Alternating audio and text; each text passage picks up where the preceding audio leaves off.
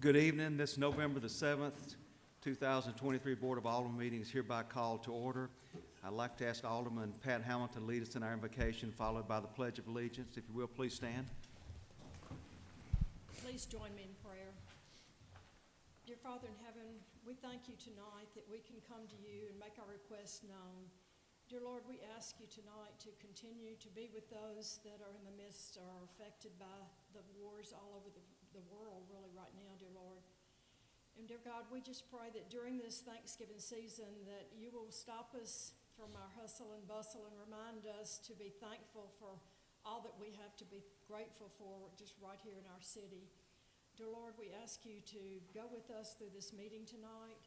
Guide our mayor as he leads the meeting and guide us as we make decisions. This we ask in Christ's name. Amen. Amen. Salute. I pledge allegiance to the flag of the United States of America and to the republic for which it stands, one nation, under God, indivisible, with liberty and justice for all. Thank you. Be seated. Ms. Stewart, would you conduct roll call? Yes, sir. Aldridge. Here. Collins. Here. Dickerson. Here. Earhart. Here. Hamilton. Here. Henderson. Here. Wallace. Here. All alderpersons present and accounted for, good evening. Least I forget, I hope each and every one of you have a great Thanksgiving holiday and time with family and friends, and hope you have a wonderful holiday. Board, we have before you the minutes from our November the 7th board meeting, our regular call meeting. You've had those through the weekend. Any questions or comments on those minutes? Hearing none, any motions for approval? Motion to approve. Alderwoman Hamilton, motion to approve. Is there a second? Second, Alderwoman Henderson. Any discussion? All in favor? Aye. All opposed? Motion carries. Following the agenda, next is Mr. Jason Keeling. Is he with us tonight? Mr. Keeling wanted to address the board on behalf of Memphis Machine Works and Foundry. Sir, if you'll come forward to the lectern, and anyone who speaks tonight, there's some blue comment cards on the desk right behind the lectern, and if you would, after you get through speaking, fill that out with your name and address and give that to the clerk to your left, my right, please. Yes, sir. But welcome, Mr. Keeling. How are you? Thank you. I'm doing well. And you? Doing good, thank you. Good, good. Well, thank you, Mr. Mayor, for allowing me to come. City Councilman and City Councilwomen, thank you very much. I am with Memphis Machine. We've been doing business with you guys for years. We're a very community-driven company, and I felt it was time to come and tell you guys what we could do for you. So Memphis Machine is a family-owned business. It's located in the heart of downtown Memphis. It has been making precast concrete molds and castings for the Mid-South for over 50 years, but its greatest commodity is produced are its people. Memphis Machine takes pride in hiring Mid-Southerners struggling with life-controlling issues, whether that be mental health, physical disabilities, addiction, poverty, or someone just in need of a second chance at life. These men begin to take pride in their work, then themselves, and later in their community. They take the initiative to donate their time to work with at-risk youth in the city so they do not go down the same path they mistakenly took. If there is ever a need in the Olive Branch community for one of these brave souls, including myself, to share their testimony of trials, tribulations, and redemption to someone on the verge of going down a similar path, please feel free to reach out to me, and I will be here immediately. God is truly working miracles in that dirty old building on 2nd and Vance, and in fact, you're looking at one of those miracles right now. Thank you. Thank you, Mr. Keeling. Appreciate it very much. For mayor's updates, very brief. Board, you have a handout that has the Dream Center Wings and Wheels Festival information attached. That's not finalized yet because you'll be seeing more information at the next board meeting regarding this, asking for your approval, but this gives you a little bit of information about it.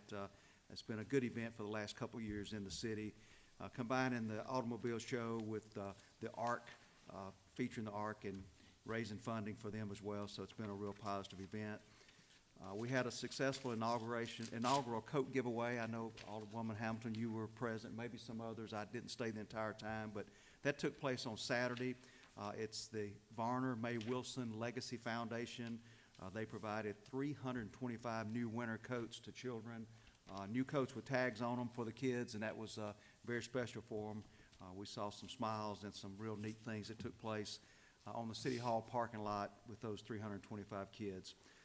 The trip to D.C. to Washington last week was positive. We're still looking positive on a couple of situations for our airport apron, as well as we're asking federal assistance in order to get some help with Interstate 22 or Highway 78, whichever it's called, and Craft Road, that interchange needing reworked. We're trying to get help in doing that, and we'll know more about the airport. We should know more about January, February timeframe on the airport, and then we'll most likely go back in late February to find out more about Craft Road and some wastewater improvements. So you're well represented by City Engineer Andy Swims and Chief Operating Officer Todd Andra. We were all well received at the U.S. Capitol, and our senators and our representative heard from us, and we'll be back again asking for help. Just a note, please remember to turn your microphone on and speak into the microphone board when talking. A newspaper representative and residents have occasionally texted me during the meeting and said, please, please, please tell folks to turn their microphone on and lean forward because they're trying to capture what you're saying. And I'm afraid if they can't hear, then our audience of our live stream viewing will decline if they can't hear what's being said. And that's all the update from the mayor's side. Consent agenda, you have that before you. Any questions on the 29 items for the consent agenda? Or any motions? Motion to approve. Alderman at Large Collins, motion to approve. Is there a second? Second. Second, Alderman Dickerson. Any discussion? All in favor? Aye. All opposed? Motion carries. Planning Commission, old business, next item. Public hearing for consideration of an application to amend the project text and development plan for Old River Farm submitted by Ron Slade, Orion Planning and Design, on behalf of property owner John Reeves, John Mark Development Properties. The request is to allow front-facing garages within the development. The 31.05 plus or minus acre subject property is located on the north side of College Road, just west of Highway 305, known as 8830 College Road. Mr. Gambo? Yes, sir. Thank you. As you mentioned, the 31-acre subject property is located in the northwest quadrant of Highway 305, which is located here on your screen, and College Road, located here. You may recognize this property. It was back in May of 2022 that the Board of Aldermen rezoned the property from the AR district to a planned development and adopted the project text and master plan for a single-family development project called Old River Farm. And so what the application that you have before you tonight is to seek an amendment to that planned development project text documentation. And that project text basically sets the rules. It's the development code for that particular project. Just going back a little bit, back in October of 2022, the board approved the preliminary plat for the subdivision of the property. And when a preliminary plat gets approved, that in turn allows the developer to provide civil plans to the city engineer to install project infrastructure, that being roads, water, sewer, and stormwater. And you can see from this aerial map that's not too old, you can see the roads here have been cut in, and we have some stormwater facilities. I understand the utilities have been installed as well. Now, a final plat is not yet approved or recorded, and so of course that's a mandatory step. Once all that infrastructure gets built, the next step would be to get that plat approved and recorded, and then that in turn would allow there to be permits issued for single-family homes in the project. Back to what we have tonight. When this master plan was approved back in 2022, it was approved with a number of conditions, and the one that we're really talking about tonight was one that the board added that said no front-loaded garages were permitted in the development. So the purpose of this application is specifically to allow for front-loaded garages and change that requirement that was put into the PD, and it includes some design standards that are supposed to be incorporated into the PD project text, and those are things like setbacks and architectural requirements, some requirements to recess those garage doors and kind of de-emphasize it so it would not detract from the front elevation. And then also, as part of that whole process, we want to make sure that there's adequate parking there if you're going to have front-loading garages in the driveway spaces. So part of the PD, this is probably the most critical part of the change, and this is a diagram that you see on the left-hand side of your screen, and this shows how it might work, and it's pretty much pictured of what's in that diagram is pictured over here, which was also a drawing that was incorporated into the project text application. But this depicts a home with a 2150 square foot house that's front-loaded, and it's on an 8307 square foot cottage lot. And the setback dimensions, you can see them somewhat here, are the front porch that's required on the house must be set back at least 15 feet from the property line. Now, in this case, the property line for the project is behind the back of the sidewalk. So you have a 15-foot setback there, and the porch is supposed to have at least 5 feet of depth to it. And then on this drawing, you have another 5-foot area that's considered part of the primary structure of the home. So the garage is shown here to be set back at least 25 feet from the property line or the back of the sidewalk. So if you have a 25-foot distance between the front of the garage door and the back of the sidewalk, that's more than ample room to park any type of sedan. Most sedans are maybe 15 to 17 or 18 feet long, and then even a large truck, very seldom we see a vehicle that gets over 20 feet in length. So that's ample room without having those vehicles parked out over top, blocking a sidewalk. And then the driveway is 20 feet in width, which of course is amply wide enough to park 2 vehicles side by side. And then you can kind of see that depicted over here. You can see the front porch on this drawing is back 15 feet. This porch probably has a little more than 5 feet of depth to it. And then you can see that extra area of the home before the garage starts. But this is a good graphic depiction of what this diagram translates to in the real world and the type of house that the developer's looking to build in the Old River Farm development. And then just shows you on this particular slide how that translates into the project text. You can see the for our cottage lots, we have a certain number of those, and you can see the requirements for the front porch setback of 15 feet. Primary structure needs to be back at least 20, and the garage door back at least 25, and a porch is required on the cottage lots, which are the smaller ones. And then you can see that translated over here into the larger estate lots, which are the bulk of the project. And then this shows you a couple of other excerpts. This shows you the cross-section from the PD document. You can see the road here. Again, you have a strip between the sidewalk and the back of curb at 6.5 feet where there would be plantings. You see the 5-foot sidewalk. Then here this even shows another couple of feet of grass strip there, and that's where you would start your setback of 15 feet, and then you can see the porches along each side. And this just shows you how Old River Farm lays out. You've got 72 total lots in the project. The 19 lots are the cottage ones that are 7845 minimum square foot, and those are the ones that are shown in the checked areas. And then there's 53 estate lots, which is the balance of the project, and they're a little bit larger, over 10,000 square foot minimum in size. And then some of the additional project text requirements are shown on this slide, and this is a whole list of architectural requirements that go with the project. So it's not just garages, there's a lot of other requirements dealing with the architecture. What's shown in orange there are some of the changes that the board made when this was adopted back in 2022. And then here we again kind of doubled down on that requirement, talking about front-loaded garages. They would have to be recessed a minimum of at least 7.5 feet from the front of the porch and painted the same non-accented color as the primary structure. So this shows you, an example of another home.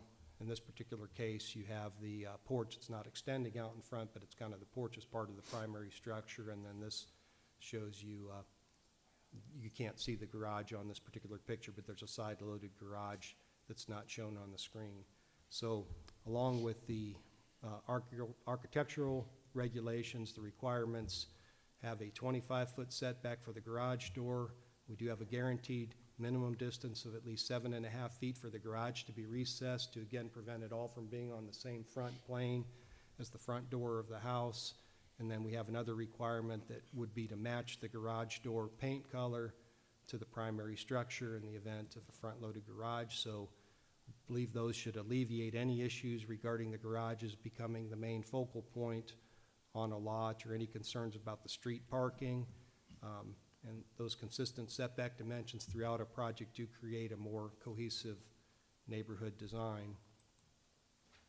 Our Planning Commission reviewed this item at their meeting of October 10th, 2023, and they did find the request to be reasonable and determined it would not affect the overall vision and plan for Old River Farm. So by a unanimous 6-0 margin, they did pass a motion recommending approval of the project text amendments. And they did add something there that they would require, just to ensure that vehicles didn't end up spilling out on the street, they would require that the developer include a restrictive covenant that would prohibit overnight on-street parking for the residents. That concludes the staff presentation. I can answer questions. Mr. Mark Matthews with John Mark Development's also here to answer any questions. Thank you, Mr. Gambone. Does the board have any questions regarding the staff report before Mr. Martin comes forward?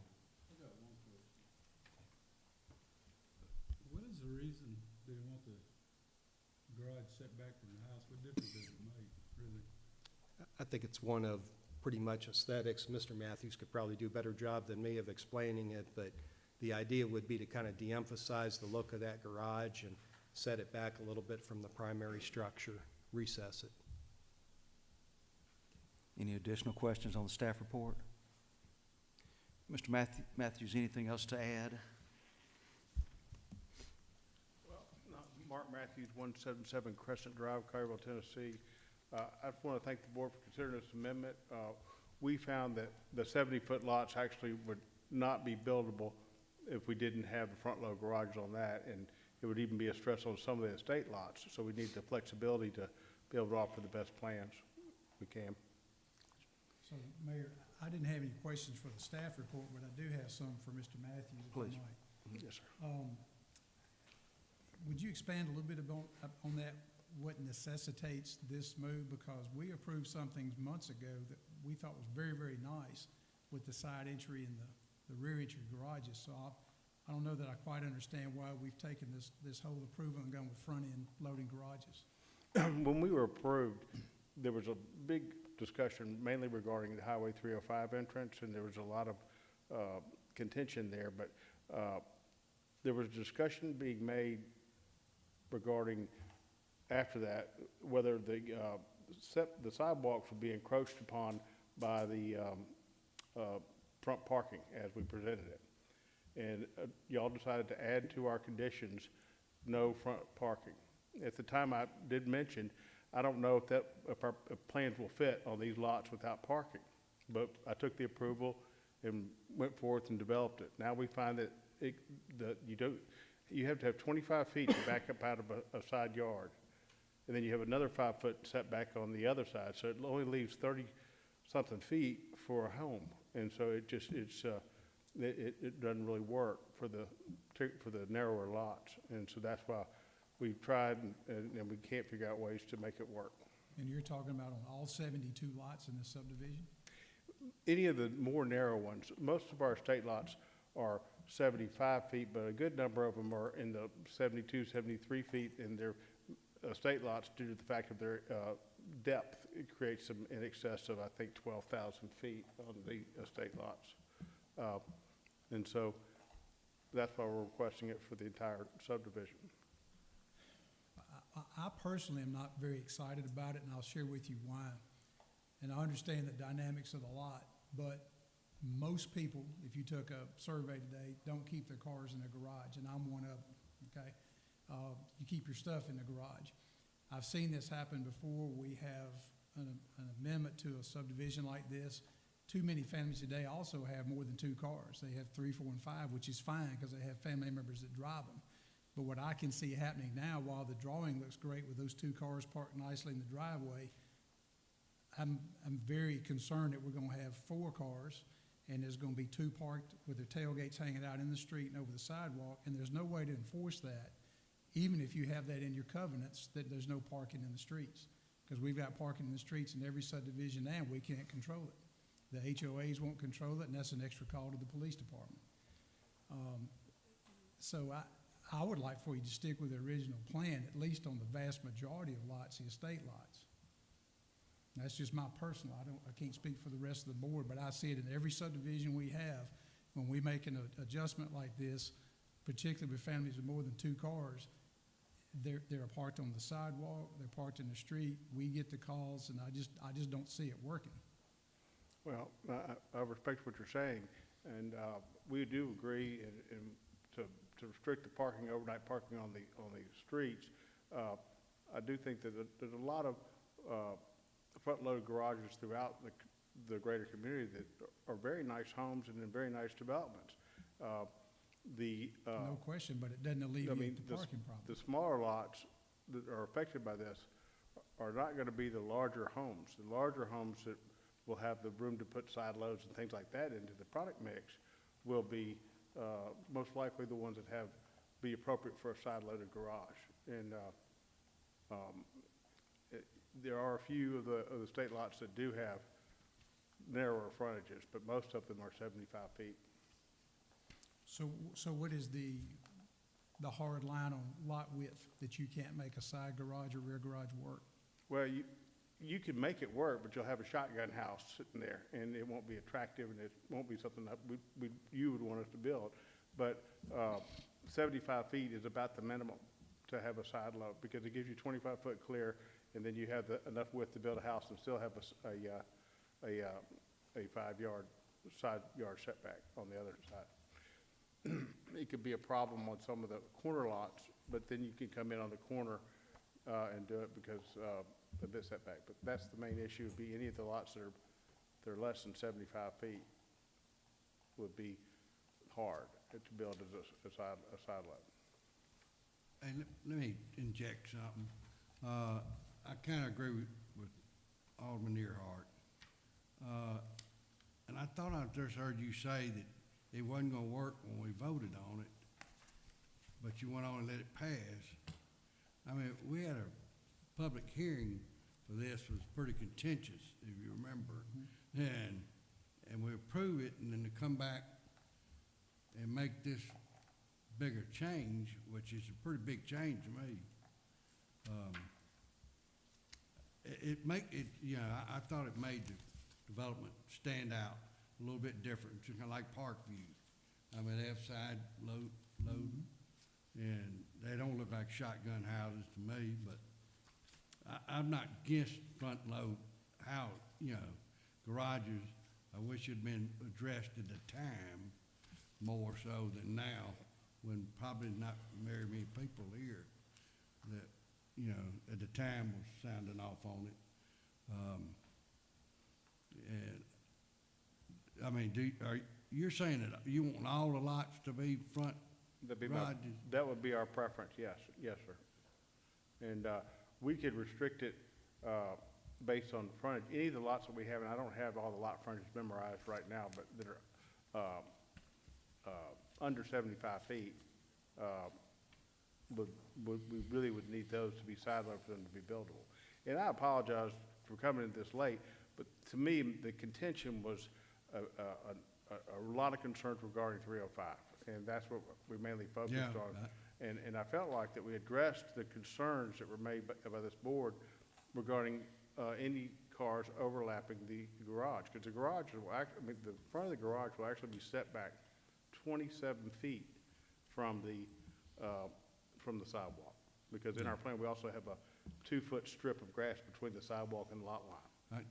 And so that gives us enough room. Ford F-150 is 22 feet, and so it gives us plenty of room for that. Excuse me, if you get 2 of those back to back, now you got 44 Well, then you're going feet. to have 10 feet into the road, and so there's not room for two of them, but there's room for one for people to walk and not trip over wagons and toys.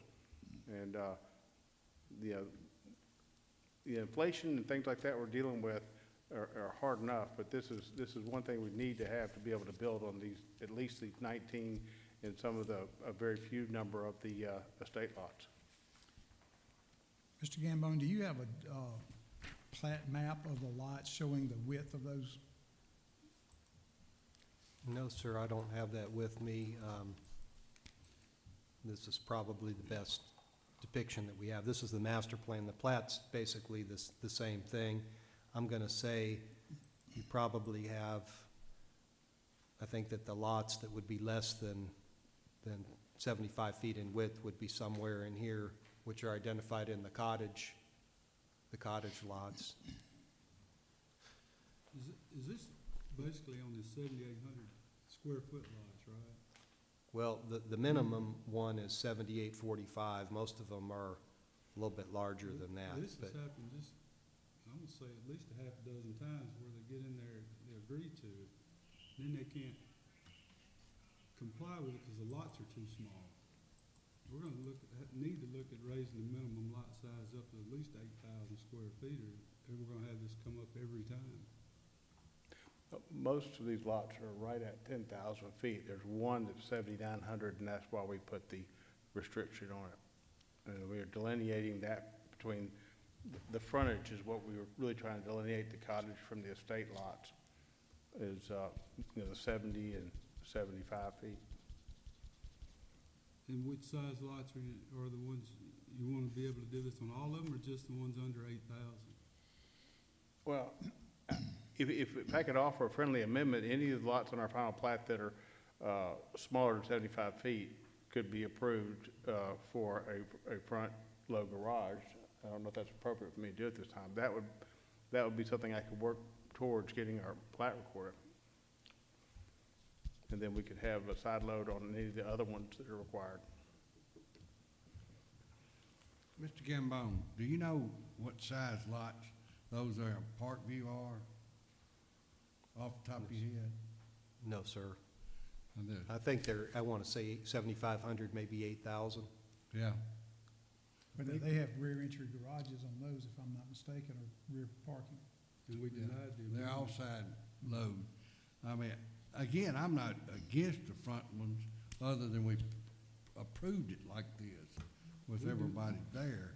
We denied the ones off Parkview though, didn't we? Didn't we deny that? Mm-hmm. Yes, Parkwood, we made them leave side load.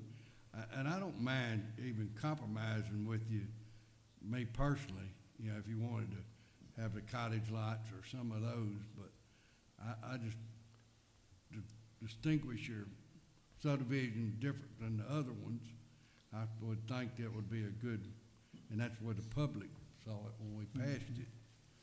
But that's just, again, I'm giving my opinion, I'm kinda like Gil, I hate to change, to me, this is a big change to the plan. Well, I will say this, and then I'll be quiet for a little bit. It's,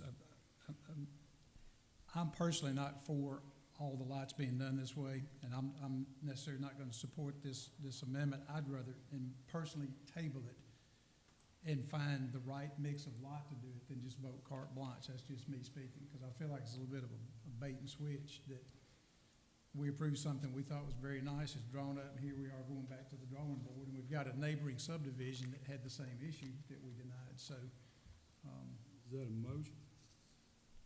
I will make that a motion. I will, Motion is to table it until a more detailed plan is brought forward.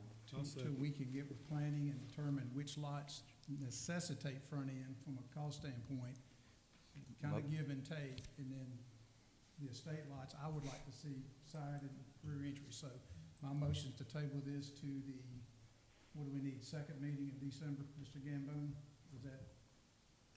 I believe this is an advertised public hearing, so you could table it to the next meeting, or you could table it to whenever I'm you, just trying to give you some time to work with it. Well, I'm not, you I'll know, go to the Even second. the first one, if he's pressed for time, Yeah. in 2 weeks, I mean, we come Can you back. get us something in 2 weeks that's Yes, we have, the plat's been shown to the staff, and we can go through it and look if there's, see any way we need to make any adjustments. And then we can specifically number the lots that we're gonna request the adjustment on. Okay. And I think it would be in the low 20s. It would be, we have 19, I think, cottage lots, and I think, it might be 2 more that, or at most 3. I'm working off of my memory, but, that would be, we're before the board the 12th anyway for vacating the underlying subdivision. Okay. Is that the first meeting date, the 12th? Is the 12th or the 5th? I think December the 5th, what's recommended, if the board's comfortable with that. Mr. Matthews, December the 5th for the next hearing, is that, so I have a motion for table to December the 5th for a more detailed plan, and a second, I believe, by Alderman Wallace. All in favor? Aye. All opposed? Table to December the 5th meeting. Thank you. Thank you, sir. Next item is Planning Commission, new business. Item 1, A and B are consent items. If the board has any questions on those, feel free to ask them. If not, any motions to approve those consent items? So moved.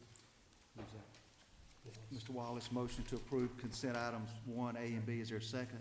Second. Second. Mr. Collins, all in favor? Aye. All opposed? Motion carries. Item number 2, consideration of application for a final plat for Robinson Crossing Commerce Center, Area 1, submitted by Byron Houston Engineering, PLLC, on behalf of property owners Bridgeforth R.R. Ayers. The request is to subdivide 6.08 plus or minus acres into 2 commercial lots, common open space, and right-of-way. The subject property is zoned C4, Planning Commercial District, and is located at the northeast corner of Church Road East and Pleasant Hill Road North. Staff report? Yes, sir. So you can see, this is, again, as you mentioned, an application to subdivide a 6.08 acre parcel that's located at the northeast corner of Church and Pleasant Hill Road, and it's depicted here in the red line.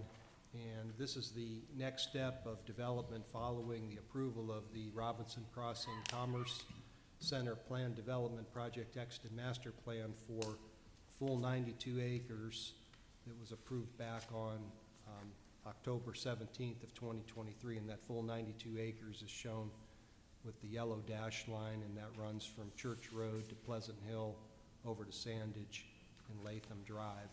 And the intent with this application in creating this plat is to have a 1.97 acre commercial lot located at the hard corner to be able to develop a C-store on the property.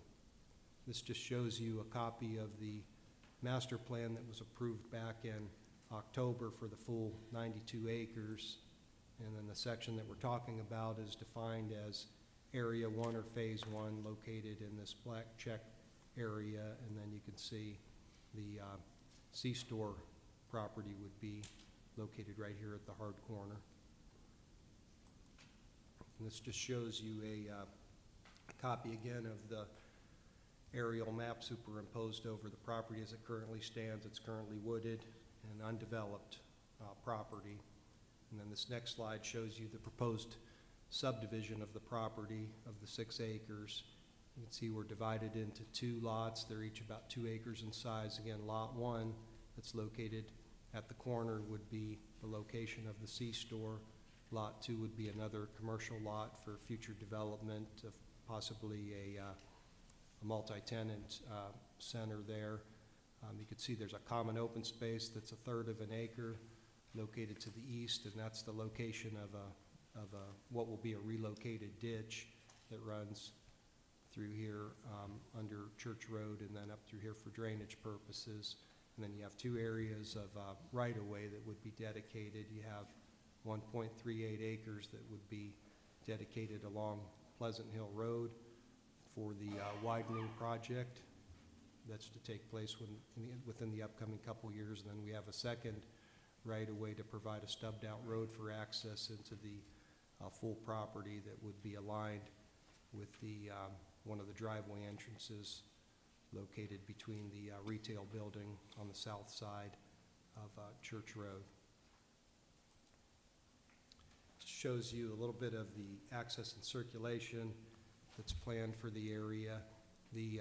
This is a blow-up of one of the documents that was contained in the PUD, and you can see this shows a widened Pleasant Hill Road, and of course that project's going to have landscape medians on it that's shown here in the green, which means you won't be able to have unrestricted left-hand turn movements. It's not just an open center turn lane, and so the way this property would be served is on the southern entrance, you would have a right-in, right-out only that's shown, and then up here on the north part of what would be Lot 2, you have what's called a directional median. So here you can go right in and right out, of course, and you can go left in, but you cannot take a left-hand turn back out onto Pleasant Hill. So what we have here is a situation where you would have interconnecting parking lots, and you would be able to go back here to where I mentioned that other right-of-way would be located. So if you wanted to go back southbound onto Pleasant Hill Road, in the current condition, you'd have to come back out here, exit out onto Church Road and head westbound, and then go southbound onto Pleasant Hill Drive. And then this is what that cross-access easement actually looks like. If you superimpose the subdivision plat over top of the aerial map, that's this 24-foot wide gray area that's shown on your subdivision plat that brings you up from that directional median up here on Pleasant Hill Road all the way through the interconnected parking lots and back out here on the access drive that's located directly adjacent to the one across the street at the retail center. Our Planning Commission reviewed this item at their meeting of November 14th, and by unanimous 6-0 margin did pass a motion recommending that the plat be approved to subdivide the 6 acres into the 2 commercial lots and the common open space and right-of-way subject to the 10 conditions as noted. I would mention number 7 and number 8 as being ones that have some importance.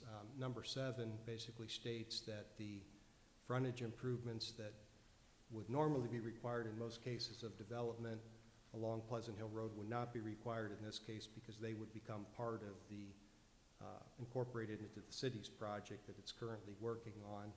And then number 8 deals with extending that right-of-way dedication farther to the north, and provided that the applicant would do that by amending the plat that you would presumably be approving tonight, and including that additional right-of-way all the way north up to where Latham Drive comes in, that they would also not have to do the improvements along that additional area of right-of-way that would be dedicated.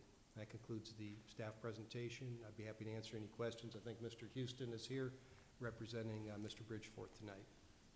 Mr. Gamble, on that right-of-way down to Latham, that's a considerable amount of land in it. How much land-wise is that?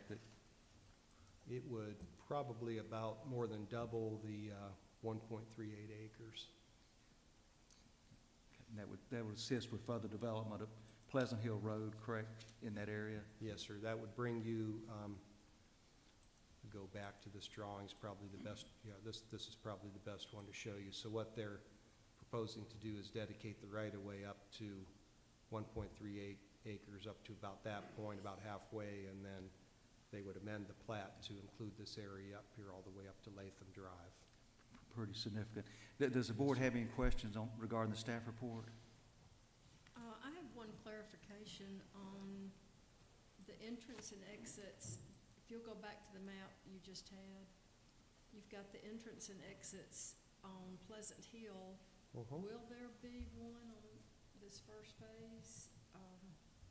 Well, this off is, of Church? yes, sir, or yes, ma'am, I'm sorry, this is, right, you have the right in, right out. This is all this first phase. You have a left in, right out here, and then you cross over, and then there's the one that goes to. Where the red arrow is will be an entrance exit, right? Yes, ma'am, and that's kind of shown here, that's in the right of way. So you basically have 2 entrances here and here, and then you can connect through these parking lots and you'd be able to go in. This will be a full, entrance way, left in, left out as well. Any other questions regarding the staff report? If not, Mr. Houston, anything else to add, sir? Byron Houston with Houston Engineering, P.O. Box 3087, Oxford, Mississippi. We have been working with the engineering department. We have the engineering plans and everything. The right-of-way we're dedicating is exactly what is already preliminary been planned. And our design on the site has incorporated their upgrades into it, and we're matching with the driveways what they have to do the right-in, right-out drives and everything. And our client has agreed to all the stipulations of the planning department's report. Any other questions? Thank Be you. Any glad to questions address of Mr. Houston on behalf of this application? Thank you, sir. Thank you.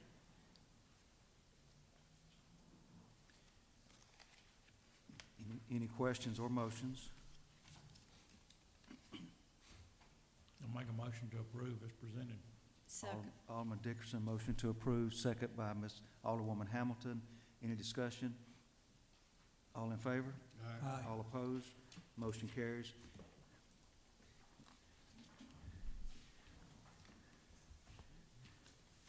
Fire Chief Easton, come forward. Before everybody gets out of here, I forgot something. Should have done.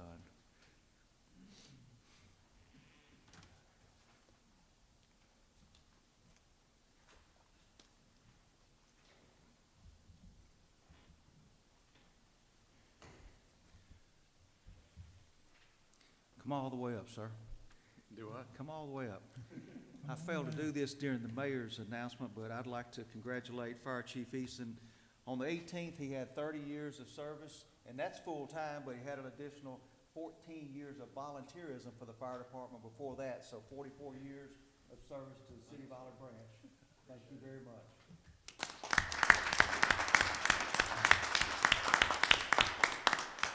And I assume our longest-serving employee, if not one of the two. Thank you very much. Another 20 years, you'll have retirement. Thank you, Johnny. Next item, public hearing date for consideration of an action on motion declaring the condition of the following properties to be a menace to the public health and safety and directing either the city staff or contract labor to clean the property forthwith. This is a Boys Investment LLC property on Sanborn South. Is anyone here on behalf of this property? You're here to stand up on behalf of this property or in opposition to the motion, either way. Any pictures, Mr. Gambone? Yes, sir. You can see the front and backyard. This is in the Brayborn subdivision, the very southern part of the Brayborn subdivision. You can see the wastewater plant down here on the south, but see the front yard and backyard are both in need of maintenance.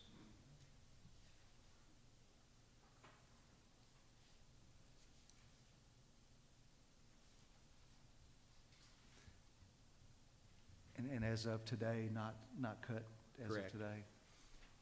Do you know if the home's vacant? I'm sorry? Do you believe the home's vacant, or do you know if it's vacant? I'm unaware of if it's vacant or not.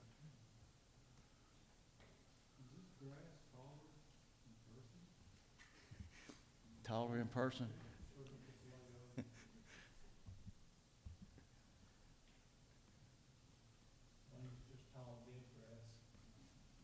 I had the same question, and the frost and the winter kill may have wilted it over, so it may be taller in person. Saw some actors like that. But this is one you've been watching, and you've noticed the property owner about this. Our code enforcement's already noticed them along the way. Oh, yes, sir. To cut and clean up, so for this to be here, I'm assuming how many weeks, 2 months worth of non-cutting, or any estimate? I don't know the last time it was mowed, but the notices probably started going out at least a month or two ago. Okay. They would have been noticed of this hearing at least 14 days in advance. Motion by Mr. Wallace to clean this up forthwith. Is there a second? Second. Who was that? Ms. Henderson, Alderwoman Henderson, second. Any discussion? All in favor? All opposed? Motion carries. New business, consideration of approval for 2 additional holidays as proclaimed by Governor Tate Reeves, with the city offices to be closed on Friday, November the 24th, in observance of Thanksgiving holiday, and Tuesday, December the 26th, in further observance of Christmas holiday. Any staff members here to object to this motion for the extra holiday? Seeing none, I hear a motion from Alderman at Large Collins. Is there a second? Second, Alderwoman Hamilton. All in favor? All opposed? Motion carries. Item 2, consideration of recommendation to approve the final change order number 1 on the contract with Lehman Roberts Corporation in the deductive amount of $155,598.03, decreasing the contract amount from $2,404,600 to $2,249,001.97, and accept the project as complete for the project referred to as the FY23 term bid contract for annual surface treatments. Anything to add, Mr. Swims, other than it's over with and a little bit less than what we budgeted for, right? It's always good to see a decrease. This first contract is basically the patching fog seal portion of the contract. And we did see a good amount of fuel adjustment with this contract, so that's part of what you're seeing in this deduction. Fuel, very good. Any questions or motions to accept that and pay it as is? Motion to approve. Mr. Dickerson, Alderman Dickerson, motion to approve. Is there a second? Second. Second, Alderman Earhart. All in favor? All opposed, motion carries. Item 3, consideration of recommendation to approve the final change order number 2 on contract with Lehman Roberts Corporation in the deductive amount of $91,410.89, decreasing the contract amount from $5,065,367 to $4,973,956.11, and accept project as complete for the project referred to as FY 2023 term bid contract for annual full depth reclamation and asphalt overlays. Same situation. Same one. This portion just happens to pay. It's the larger of the two. It pays for the overlay and the full depth reclamation portion of the project. So it also had a lot of fuel adjustment changes that saved some money. Okay, thank you, Mr. Swims. Any questions or motions on this one? Alderman Wallace, motion to approve. Is there a second? Second, Alderman Collins, Alderman at Large Collins. All in favor? Aye. All opposed, motion carries. Consideration of recommendation to approve a professional service contract with Jones Davis Engineering for the project referred to as newly annexed area water and sewer easement acquisition. Mr. Swims? We've got a contract before you that we've done with Jones Davis. We're moving into the phase where we're trying to actually acquire easements. And right now, this contract is for the southern part of the annexation area. Basically, we've got Mr. Jones with Jones Davis has worked with us to put together a contract to start acquiring those properties. The easements that are necessary for it. So you've got that before you. He's given us an hourly rate, and we put a cap on it of $60,000, which I don't think we'll get to, but it does give us some flexibility when he's going out, and we're trying to work throughout the number of easements. We've got a number of easements. This is going to be a pretty aggressive approach from the city's part to try to obtain as many easements as possible. I think we're going to have good success with Jones Davis in doing this work. And so I've got before you his rates with the limit on it, showing that it's only for the southern area projects 1 and 2, which is mainly the Rolling Hills area of Olive Branch, or the Pleasant Hill Estates. I guess that's actually the name of the subdivision. And there's the contract attached to the back, and we just recommend that approval to allow him to, once we get these ready, for him to go out and help work with us to help get these easements that are needed for the extension of water and sewer. Okay, thank you, Mr. Swims. And that not to exceed amount for the board is in the brown folder. You have a one-pager that Mr. Swims gave us, but the other $60,000 not to exceed is in the brown folder. I was trying to locate that as well. It matches up what we're asking for.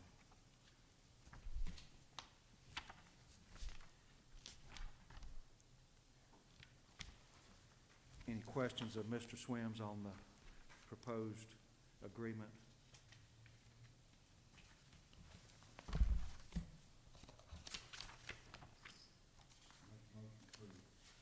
Motion to approve by Alderman at Large Collins. Is there a second? Second. Second by Alderwoman Henderson. All in favor? All opposed? Motion carries. This time, I ask for a motion to, we have one more? Number 5, all right. Go by the brown folder. Thank you. That's why Ms. Stewart passed that new one out. Thank you. Consideration of facility use agreement from Light the Way Ministries, number 5. Maybe to put this in somewhat of a summary, I know Mr. Nichols has worked on this, but this is to continue the contemporary Christian concert that would be on Independence Day or the day before. This would be 2 different nights and 2 fireworks shows on 2 different nights. Is that correct, Mr. Nichols? And no-cost concert for the public both nights.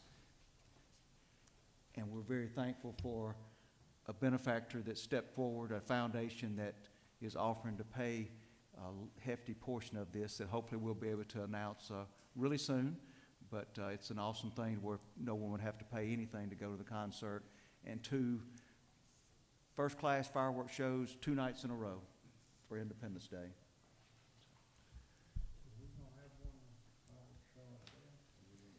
This would be it. Well, and Mayor, the contract that's in the board's packet is not a fireworks, is not the fireworks portion. It's just a facility use agreement between the city and Light the Way. They would have the concert, and then we would have the fireworks show as a city. For both nights, we would oversee that and provide that with the same resources that we've been using for the fireworks shows.